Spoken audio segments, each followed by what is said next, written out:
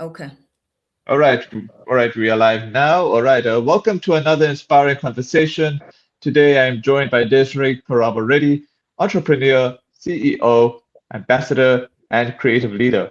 We'll explore her journey with Dezrykay Trading, Yobuningi, and Maximum Stylez Records and Publishing, while celebrating her heart of essay recognition and her vision driving her forward. How are you? I'm well, thanks, and you? I'm lovely, and it's great to have you on. So, Desiree, before we get into your many achievements, who is the woman behind the entrepreneur, CEO, creative, and ambassador, and what experiences shaped your journey?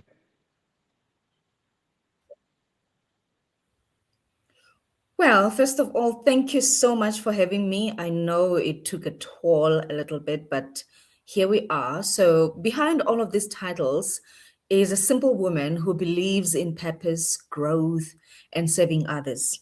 I am someone who has always been passionate about creativity, people, and making a positive difference. My journey has been shaped by experiences that taught me resilience and humanity, and most importantly, staying true to myself. Beautiful. As CEO of Desiree Trading, what inspired you to enter the world of entrepreneurship, and what does your company represent to you personally?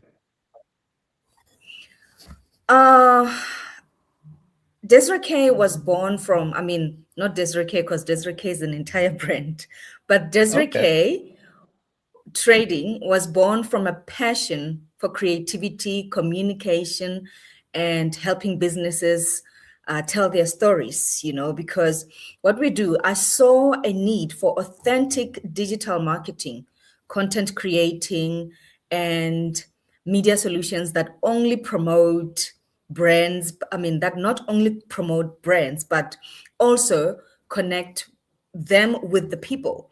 And you can only do that through obviously the most present marketing online. And my company does create marketing materials for different companies and individuals. We call ourselves digital marketing and content creating business. So once we create your content, we know how to get you visibility, because I really just believe in teaching the old school businesses how to be present today, and also to elevate the young businesses so that they can utilize as much as they can in the public domain. That's really fascinating. Entrepreneurship comes with challenges and setbacks. What has been one of the biggest obstacles you faced, and how did you overcome it? One of the biggest obstacles or challenges has been building a business, to be honest with you. Okay. Just building business on its own, because it is a competitive environment, and resources are not always unlimited. Hmm. Entrepreneurship requires patience, continuous learning, and the ability to adapt. So I overcome challenges if I'm not getting ahead of myself, because maybe that's your next question. But I overcome challenges by staying committed to my vision, investing in myself, building my relationships, and understanding that every setback is an opportunity to grow. I have learned that consistency often gives us more power to perfect our craft. So, although it's challenging, I think it is imperative for us to always look into what is within us that we can use, or around us that we can use to overcome our challenges, because nobody really comes and gives it to you on a silver platter. And then you've got a team of people that are looking to you for answers and direction, and it's really, really challenging. Sometimes you just wake up and you don't know, you don't have all the answers, but somehow if you look around, you'll always find something to use. That's so true. You are also an ambassador for Yobuningi. What does that role mean to Yes. you, and what kind of impact do you hope to make through your ambassadorship? Being an ambassador for Yobuningi, it's a business to business networking company. So representing something so powerful in today's business world is a privilege, I must say. I don't even think anyone can, stumble upon such an opportunity. This is an opportunity where networking is simplified, where you meet like-minded people in the business industry as well in the same room, as well as your mentors, your potential sponsors, your potential partners. And so being in that environment is one of the tools that really makes the challenges of businesses mild up. So I really am a very proud ambassador of Yobuningi. I find it to be a privilege, and I think it is giving me a platform to deliver my dharma, which is helping others. So, with the knowledge I'm accumulating from the organization, the connections, and the opportunities, I'm able to share it with the younger entrepreneurs or aspiring ones. Lovely. Your work with Maximum Stylez Records and Publishing brings together creativity, media, and business. What inspired you to explore the entertainment and publishing space? Um, I'm sure with my profile, you've already seen I'm a singer, I'm a songwriter, I'm a performer, I'm all of that. So creativity has always been a big part of me, and especially through music, media, and storytelling. So Maximum Stylez Records and Publishing allows me to combine my love for the creativity in the industry with my entrepreneurial mindset, because it's not one of those binding contracts where you have to perform night to night to night, touring the world and trying to make your music as popular as possible. There is a mutual understanding that I am an entrepreneur and I need, if not half my time, maybe three-quarter of my time to do other things and run my business. So I believe artists and creatives need the platform that supports not only their talent but also their businesses or their growth outside the entertainment industry. However, the entertainment industry is a powerful, it's very powerful because it inspires, educate, and bring people together. And there you are also able to come across your future networks and business partners. How do you balance your responsibilities as the CEO with your creative ambitions and your involvement in community-focused initiatives? Oh, balance. It comes from understanding my priorities and being intentional with my time. Mm, I believe each part of my journey connects business, creativity, and community. They're not separate. They mm. all come from the same purpose of creating impact. So I surround myself with good people, continue learning, and remind myself that I do not have to do everything alone. You know, leadership also means knowing when to collaborate and allow others to contribute their strength. So this is how I manage all of these things, all of these titles that look almost impossible to come from one body. Awesome. Your journey brings together business, creativity, leadership, Yeah. and community impact. Do you believe entrepreneurs have a responsibility to use their success to uplift others? Pardon me? Oh, I was asking, do you believe entrepreneurs have a responsibility to use their success to uplift others? Of course. Of course.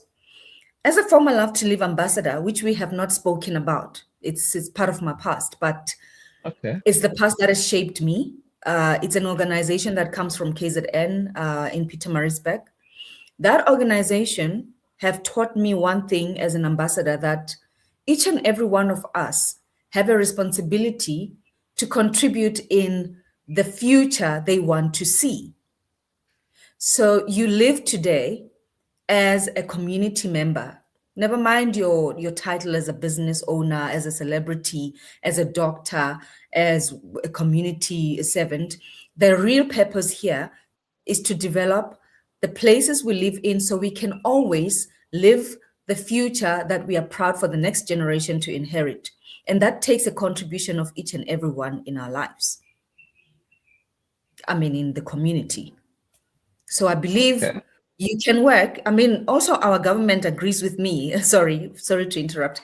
Our government agrees with me because most businesses obligated to CSIs, which means sponsor community projects or small little developing projects around the community. That tells you that it is imperative for everyone to contribute in the growth of the community and the development of our cultures and traditions so that we have a future generation that can be comfortable and does not have to be burdened by colonizations and forget who they are as we have. Cool. Looking ahead, what are the biggest projects, dreams, or ambitions you would like people to know about, particularly through Desiree Trading and Maximum Stylez Records and Publishing? For Maximum Stylez Records and Publishing, I have done a complete album. I think our ties are almost in the end because with the record label, it's a contract. You do what you have to do, and then you move forward. But I would then redirect that as to what must people expect in my music career in regards to Maximum Stylez. So my music career moves on regardless of the contract or not. I will be performing around different corporate events. The next one that's coming is to wrap up the Women's Month, which is The Legacy in Limpopo by Mahlatsi Vocal. And then in Dezrykay Trading, I'm a humanitarian. I am an Aquarius.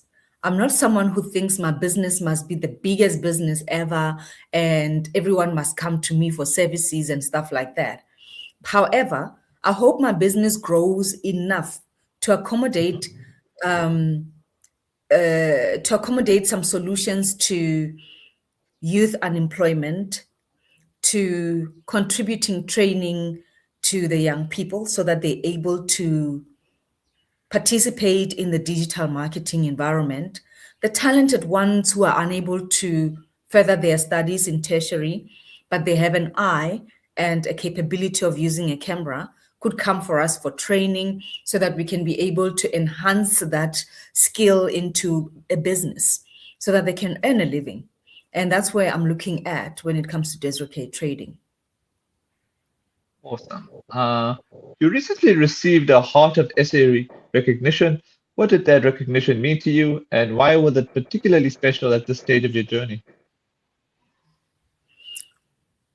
Well, you asked a question and said, do I think businesses must contribute to the communities, right? Yeah, I was asking you, do you believe entrepreneurs have a responsibility to use their success to uplift others? Yeah, that one. Yes. So Heart of SA is one of the organizations that calls upon that very highly, and Okay. not by obligating you to contribute, but by saying, if you do, we recognize your effort, because it is not something that you are told to do. It is something that describes the large amount of empathy that you're having within you, what type of an upbringing you have, and what type of a soul you are. And that validation doesn't make you any less of an empath or a contributor to the community. It only makes it, fuels your intentions because you are now recognized. But when you're not recognized, you think you're doing the wrong thing and maybe it's not making a difference and you end up giving up.